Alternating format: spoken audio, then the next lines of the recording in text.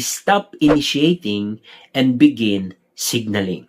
Because initiation, like I said kanina, is for us na mga lalaki. We initiate. So ano bang gawin mo? You give signal. It means you give intention, you give signs, signals na welcome siya sa pamagitan ng yung mga ngiti, ng yung smile, ng pagiging attractive mo. Hindi yung ikaw, yung nag-initiate, ikaw yung naghahabol sa kanya. Wrong yun. Wag na wag mong gagawin yun sa isang lalaki. Wala kang nakita na petals or bulaklak na siya yung naghahanap ng mga bee at sinasabing bakit hindi kayo dumapo sa akin?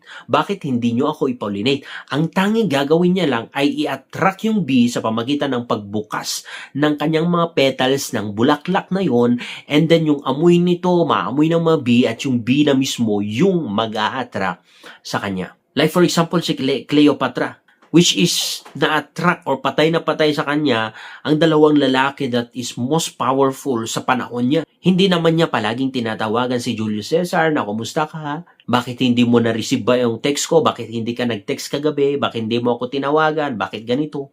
Bakit ganito? Hindi. Kundi, ang ginawa niya lang is that naging attractive siya. Binuksan niya lang yung petals and then yung mismong bee yung naghanap sa kanya, naghabol sa kanya. Kailangan mo maintindihan to kasi ito yung sistema naming mga lalaki. Ito talaga yung nag-trigger sa amin para mas pahalagahan namin yung isang babae.